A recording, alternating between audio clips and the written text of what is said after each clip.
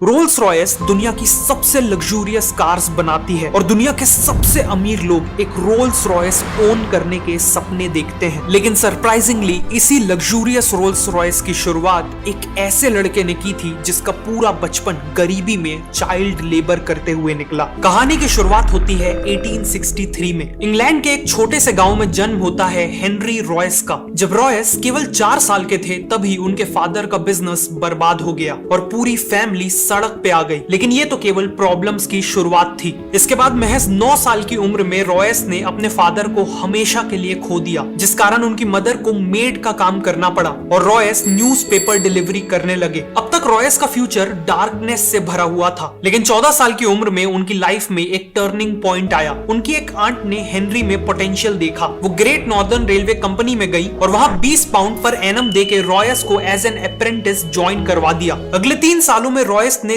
दिन रात एक कर दिए। दर्जनों बुक्स पढ़ के और फैक्ट्री में प्रैक्टिकली काम करके कारपेंट्री, मैथ्स और सबसे इंपॉर्टेंट इलेक्ट्रॉनिक्स का काम सीखा। 17 साल की एज तक वो एक फुली केपेबल मैकेनिक बन चुके थे। 21 साल की एज आते तक वो मैक्सिम वेस्टर्न नाम की कंपनी में एज एन इंजीनियर काम कर रहे थे। लेकिन फाइनेंशियल डिफिकल्टीज के चलते ये कंपनी बंद होने वाली थी। ऐसे में रॉयस के पास कई और कंपनीज में जॉब लेने का ऑप्शन था, लेकिन उन्होंने अपनी खुद की इलेक्ट्रिकल इंजीनियरिंग कंपनी खोलने का फैसला लिया। उन्होंने अपनी 20 पाउंड की सेविंग्स यूज की और मैनचेस्टर में एक छोटे से ऑफिस स्पेस से शुरुआत की एफएच रॉयस एंड कंपनी की। उन्होंने अपने एक दोस्त अर्नेस्ट क्लेरेमोंट को एज अ पार्टनर भी ज्वाइन करा लिया। इनिशियली सर्वाइव करने के लिए रॉयस को जो भी काम मिला उन्होंने किया, जैसे सुइंग मशीन रिपेयर करना, इलेक्ट्रिकल फिटिंग्स करना वगैरह। लेकिन फिर रॉयस ने देखा कि टाइम के साथ साथ इलेक्ट्रिकल लाइटिंग्स और फिटिंग्स की डिमांड बहुत बढ़ती जा रही है। इसीलिए उन्होंने आर्क लैंप्स, बल्ब होल्डर्स और इलेक्ट्रॉनिक डोर बेल की मैन्युफैक्चरिंग का काम चालू कर दिया और इसी काम ने कंपनी की किस्मत बदल दी। ईयर 1900 तक कंपनी की सेल्स 20,000 पाउंड्स क्रॉस कर गई थी। 38 की एज में रॉयस की एक फैमिली थी और वो एक बहुत बड़ी फैक्ट्री बिल्ड करने का प्लान कर रहे थे। सब कुछ अच्छा चल रहा था कि तभी कहानी में एक ट्विस्ट आता है। 1901 में जर्मन और अमेरिकन कंपनीज ने ब्रिटिश इलेक्ट्रॉनिक्स मार्केट में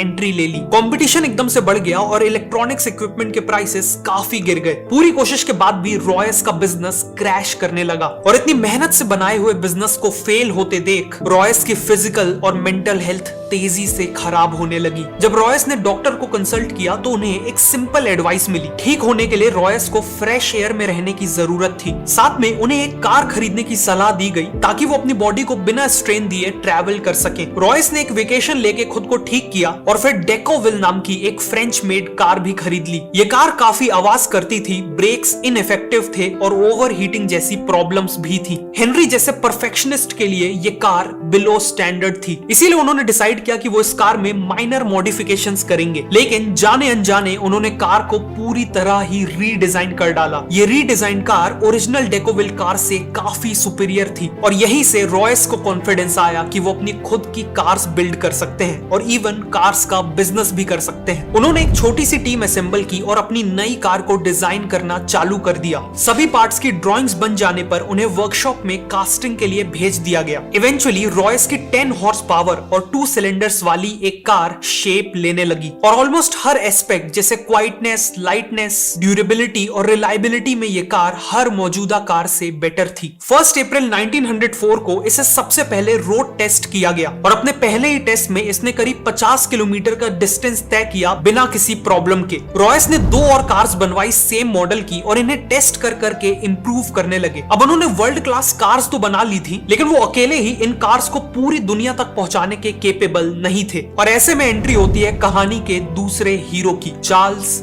रोल्स। रॉयस एक एग्जीबिशन में अपनी कार्स को प्रेजेंट कर रहे थे और इसी दौरान इन कार्स पे चार्ल्स रोल्स की नजर पड़ी। चार्ल्स रोल्स एक पैशनेट मोटरिस्ट थे और सुपीरियर क्वालिटी की कार्स का सक्सेसफुल बिजनेस करते थे। रोल्स ऑलरेडी एक लग्जरी ब्रिटिश कार मेकर को ढूंढ रहे थे, इसीलिए उन्होंने रॉयस से मुलाकात की और कार्स को क्लोजली देखा। वो रॉयस से इतना इंप्रेस हुए कि बाद में उन्होंने अपने एक बिजनेस पार्टनर से कहा कि उन्होंने वर्ल्ड के ग्रेटेस्ट इंजीनियर को ढूंढ लिया है। अगले 3 महीनों में इन कार्स को बेचने के लिए चार्ल्स रोल्स और हेनरी रॉयस एक जॉइंट वेंचर स्टार्ट करने का अग्रीमेंट करते 30 हॉर्स पावर वाली मॉडल्स को सप्लाई करने का डिसीजन लिया जाता है। रोल्स का मानना था कि किसी भी कार की मार्केटिंग करने का सबसे अच्छा तरीका है उस कार के साथ रेसिंग टूर्नामेंट्स में पार्टिसिपेट करना। इसीलिए रोल्स ने आइल ऑफ मैन टूरिस्ट ट्रॉफी जैसे प्रेस्टिजियस टूर्नामेंट्स में पार्टिसिपेट किया और रोल्स रॉयस की कार्स यूज करके उन रेसेस को जीता भी। साथ ही साथ उन्होंने इन कार्स से कई नए स्पीड रिकॉर्ड्स भी बनाए। इन सब से रोल्स रॉयस ऑलरेडी एक ग्रेट कार कंपनी की तरह एस्टैब्लिश हो चुकी थी, लेकिन अभी उनकी सबसे सक्सेसफुल कार का आना बाकी था। ईयर 1906 के एंड में रॉयस ने 40 और 50 हॉर्स पावर और 6 सिलेंडर्स के साथ एक मॉडल लॉन्च किया। इसकी बॉडी का कलर सिल्वर था और यह चलाने में बेहद स्मूथ और साइलेंट थी, बिल्कुल एक गोस्ट की तरह, और इसीलिए इसका नाम सिल्वर घोस्ट रखा गया। कार को मार्केट करने के लिए रोल्स ने 24,000 किलोमीटर का एक इंड्योरेंस टेस्ट प्लान किया, जिसमें सिल्वर घोस्ट को संडेज को छोड़कर 2.5 महीनों तक दिन और रात के लिए लगातार चलाया गया और 24,000 किलोमीटर का डिस्टेंस कवर किया गया। सिल्वर घोस्ट ने बिना किसी इशू के ये टेस्ट पास भी कर लिया। इसके अलावा रोल्स ने कई डेमोन्स्ट्रेशंस ऑर्गेनाइज किए, जिसमें उन्होंने सिल्वर घोस्ट को विस्पर टेस्ट से गुजारा। इस टेस्ट में वो कार के बोनट के ऊपर एक कॉइन को बैलेंस करते हुए उसे बिना गिराए चलाते थे, जिससे प्रूव होता था कि ये कार एक्सट्रीमली स्मूथ है। इन्हीं स्ट्रेटेजी से सिल्वर घोस्ट चारों तरफ best car in the world की तरह पॉपुलर हो गई और ये उस समय के किंग्स, क्वींस और इंडस्ट्री लीडर्स की फर्स्ट चॉइस बन गई। रोल्स और रॉयस की पार्टनरशिप का डिसीजन एक मास्टर स्ट्रोक साबित हुआ था।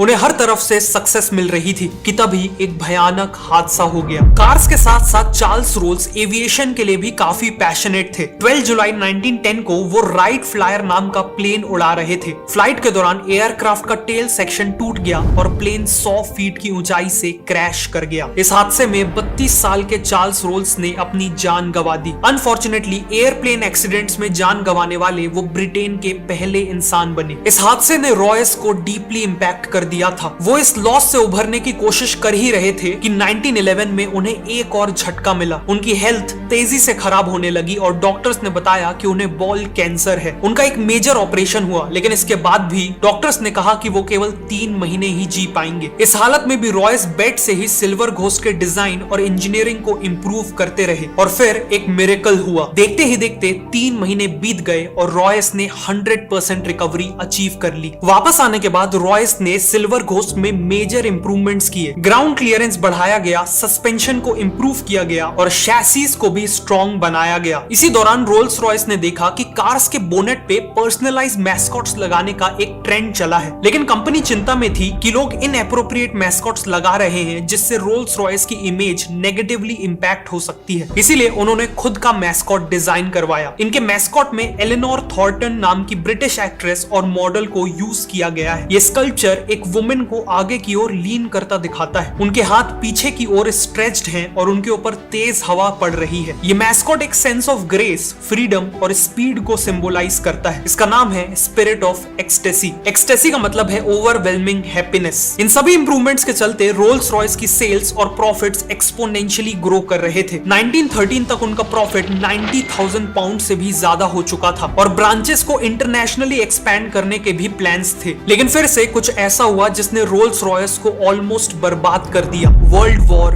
1। 1914 में वर्ल्ड वॉर 1 की शुरुआत हुई, लेकिन रोल्स रॉयस इसके लिए तैयार नहीं थी। वॉर के कारण इकोनॉमी क्रैश हो गई, जिसका इंपैक्ट सबसे ज्यादा रोल्स रॉयस जैसी लग्जरी कार कंपनीज पे पड़ा। सेल्स क्रैश कर गई और कंपनी को एम्प्लॉयज को फायर करना पड़ा। सभी को लग रहा था कि रोल्स रॉयस वॉर को सरवाइव नहीं कर पाएगी, लेकिन रॉयस के दिमाग में कुछ और ही प्लान्स थे। रॉयस ने मिलिट्री अथॉरिटीज से मीटिंग की, जिसके बाद उन्हें रियलाइज हुआ कि वॉर में रिलायबल और हाई परफॉर्मेंस वाली गाड़ियों की सख्त जरूरत है। इसीलिए रोल्स रॉयस ने सिल्वर घोस्ट को मॉडिफाई करके एक आर्मर्ड कार में बदल दिया। कार की बॉडी में 8 मिलीमीटर मोटा आर्मर लगाया गया। एक रिवॉल्विंग टरेट भी लगाया गया, जिसमें एक मशीन गन फिट की गई। इस कार को मिडिल ईस्ट के हार्श डेजर्ट रीजन्स में ऑपरेशंस कंडक्ट करने के लिए यूज किया गया। प्लस इनका यूज स्पाइंग मिशंस के लिए भी हुआ। ऑल्सो क्योंकि सिल्वर घोस्ट चलाने में काफी स्मूथ थी, वो किसी वुंडेड सोल्जर को कैरी करने के लिए भी बेस्ट व्हीकल थी। इसीलिए कई सिल्वर घोस्ट को वॉर एम्बुलेंसेस की तरह तरह मॉडिफाई कर दिया गया। इनमें स्ट्रेचर्स, मेडिकल इक्विपमेंट्स और नर्सेस के लिए सफिशिएंट स्पेस बनाई गई और नाइट टाइम मिशंस के लिए इलेक्ट्रिक लाइटिंग्स फिट की गई। इन एम्बुलेंसेस ने हजारों जिंदगियां बचाई। फाइनली अपनी लग्जरी फीचर्स के कारण वॉर के दौरान रोल्स रॉयस कार्स को high ranking officers, diplomatic missions और किंग मैसेंजर्स के द्वारा भी यूज किया गया। मिलिट्री के साथ क्लोजली काम करते वक्त रोल्स रॉयस को रियलाइज हुआ कि ब्रिटिश एयरफोर्स अपने एयरप्लेन इंजन्स के लिए फ्रेंच कंपनीज पे हेविली डिपेंडेंट थी और गवर्नमेंट डेस्परेटली चाहती थी कि कोई ब्रिटिश कंपनी ही उन्हें इंजन सप्लाई करे। इसी अपॉर्चुनिटी को देखते हुए रोल्स रॉयस ने एरो इंजन मैन्युफैक्चरिंग में एंट्री ले ली। रॉयस ने खुद एरो इंजन डिजाइन सीखा और 1915 में लॉन्च किया अपना पहला इंजन द ईगल। ये इंजन कंपटीशन के मुकाबले ज्यादा रिलायबल, लाइट और फ्यूल एफिशिएंट था। इसीलिए ब्रिटिश एयरफोर्स ने साल के एंड तक 500 ईगल इंजन्स का ऑर्डर दे दिया। लेकिन रॉयस यहाँ नहीं रुके। उन्होंने 1915 एंड में लाइट एयरक्राफ्ट के लिए हॉक इंजन बनाया। 1916 में ईगल का स्मॉलर वर्जन फैल्कन इंजन बनाया और 1918 में लार्ज और लॉन्ग रेंज एयरक्राफ्ट के लिए कॉन्डोर इंजन बनाया। इन इंजन्स के कारण ब्रिटेन को aerial combat, spying missions, anti submarine operations और बॉम्बिंग मिशंस, इन सभी में एक मेजर एडवांटेज मिला और यही उनकी जीत का एक इंपॉर्टेंट कारण बना। रोल्स रॉयस का एरो इंजन मैन्युफैक्चरिंग में एंट्री लेना एक ब्रिलियंट स्टेप साबित हुआ और आज भी हजारों कमर्शियल एयरक्राफ्ट्स और मिलिट्री एयरक्राफ्ट्स में रोल्स रॉयस के ही इंजन्स यूज किए जाते हैं। 1918 में वर्ल्ड वॉर 1 खत्म हो गई और अगले 15 साल रॉयस ने कार्स और एरो इंजन दोनों पे फोकस किया। उन्होंने एक स्मॉलर और चीपर कार लॉन्च की जिसका नाम था 20। अनफॉर्चुनेटली 20 की सेल्स ज्यादा इंप्रेसिव नहीं थी। 1925 तक लग्जरी कार मार्केट में बेंटली,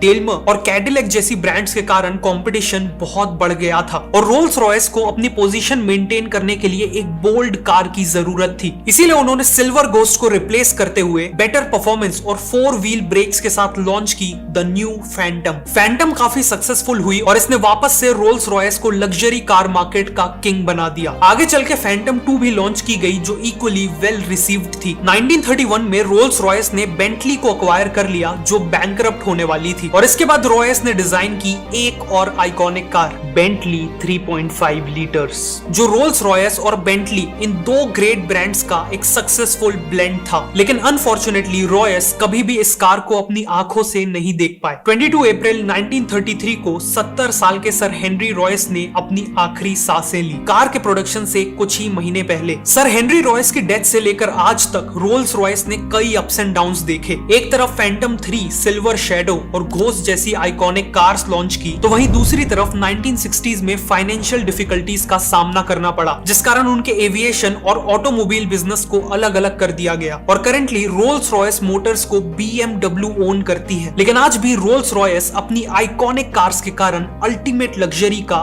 ग्रेटेस्ट सिंबल है। एक रोल्स रॉयस को ओन करना एक ऐसी मास्टरपीस को ओन करने जैसा है जो रॉयस के परफेक्शन और रोल्स के करिश्मा को सिंबलाइज करती है।